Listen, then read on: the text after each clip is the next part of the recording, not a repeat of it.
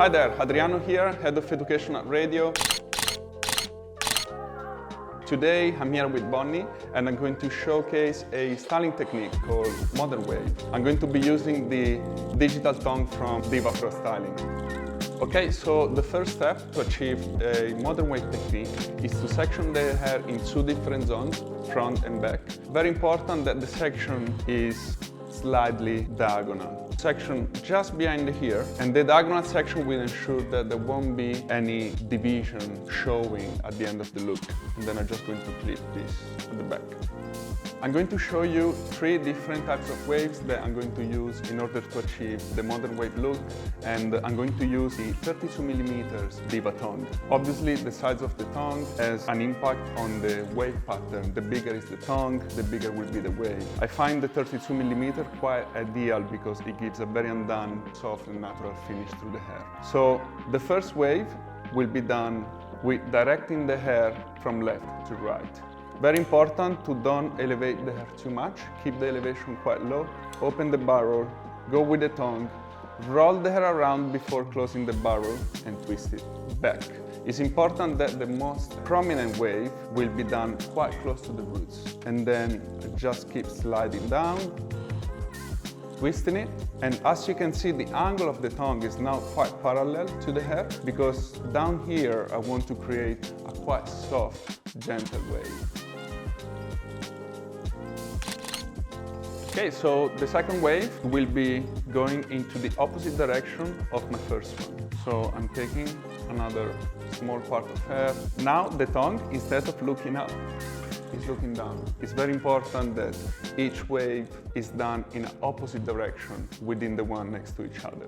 So I'm approaching it from this way. Open the tongue, again, roll the hair around the tongue and close the barrel.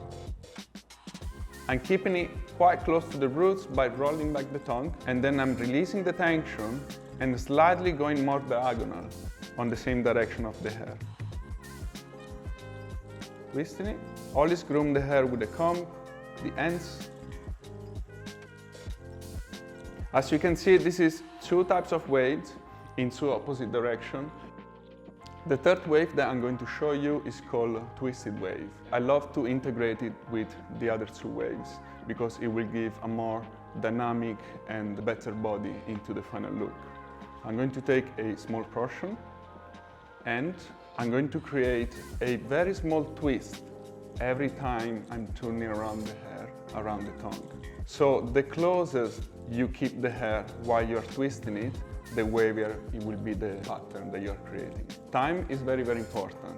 Every hair has a different setting time, so it's important to understand how long you have to keep it in order to achieve a wave that will last a long time.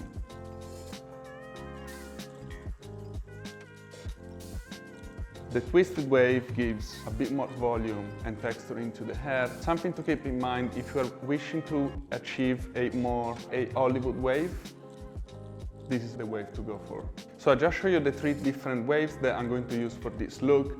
I'm not going to proceed on the full look by starting on the side zone. And the hair is been already sectioning between front and back zone.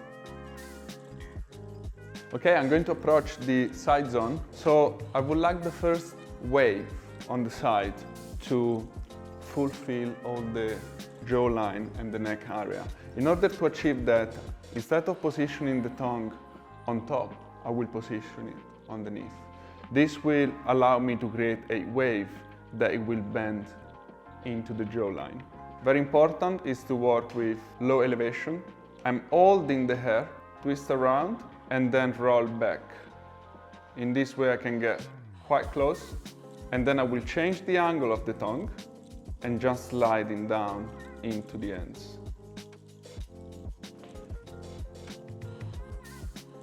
As you can see, the wave is bending in, fulfilling effect. The second section of the side zone is parallel to the previous. And then I'm going to split this in two. An important detail, when you do that, it's really important to work with a diagonal section. This will ensure that every section will blend together without showing any division point. I'm going to be working with the front section first. I'm going to use a flat wave in order to open up this area, and as a reference point, I'm going to use the arch of Bonnie's hair brows. Again, I'm just going to bend the head a little bit in order to allow me to work with a low elevation. I'm going to open the tongue, roll the hair around, and close it. Spin it back. At the front, the hair is quite fine, so it takes way less time to set and to achieve a wave that will last longer. There we go. So I'm reaching like the highest point of my side zone. I'm going to split this in three. I'm starting from the very first one, which I want it to flow away from Bonnie's face.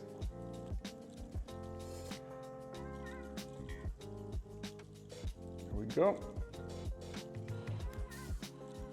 Flat wave, and then I'm going to do a twisted wave, and then another flat wave in the opposite direction of the first one.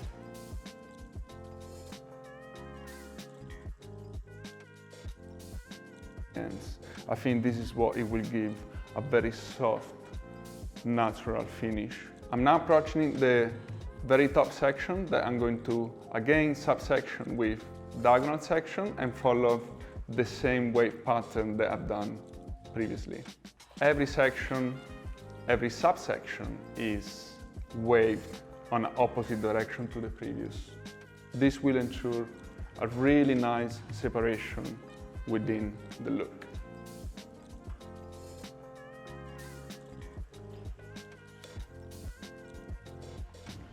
So the first side zone is complete. I will now move on the other sides and I will follow a very similar pattern, and then I will proceed into the back zone.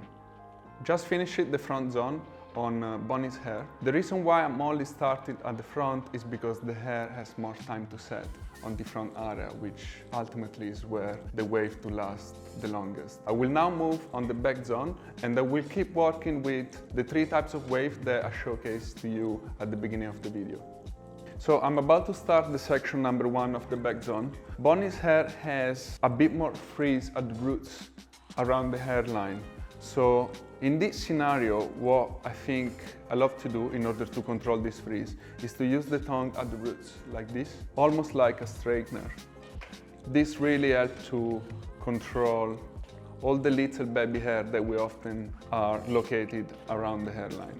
Once this is done, I will then proceed with one of the flat waves that I showed you earlier.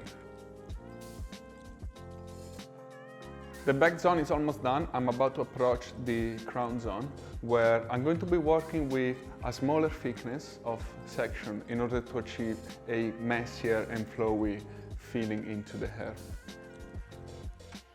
As I'm approaching the crown, the sections are always diagonal. I will be able to reach the highest point with a little diamond section. The reason why I'm working in this way, because I'm very aware that this area can split quite easily if it's not sectioned properly during the styling process. So this sectioning pattern, it helped me to create a very uniform feeling into this zone. So I'm about to reach the very top section of the crown zone, and I'm wishing to gain a little bit of volume at the roots. I'm going to be using the roundness of the tongue to achieve a bit more lift. The tongue is positioned at the roots, and without closing the bar roll, I'm just keep sliding the tongue in and out quite close to the roots in order to achieve a bit more lift. And then I will keep proceeding with a flat wave. So on the last section, I'm going to use the tongue to achieve a bit more lift at the roots. By placing the tongue quite close to the scalp and doing up and down, I can kind of mold the hair and also control all the baby hair at the roots. When this is done, I will then keep working with a flat wave in the same manner.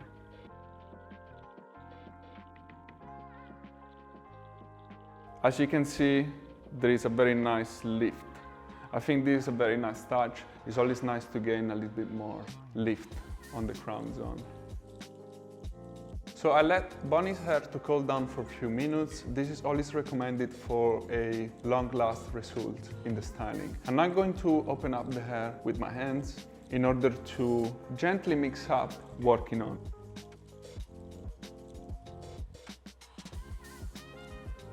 To finish up this look, I'm going to use a combination of 3 different products. The first one is an oil-based leave-in conditioner, which is going to give a defining feeling towards the ends in order to close and smooth all the cuticles of the hair. The second one is hairspray, medium hold, just to make the look last longer. And the third one is just a little bit of texturizing spray in order to gain just a bit more grip and texture into the hair.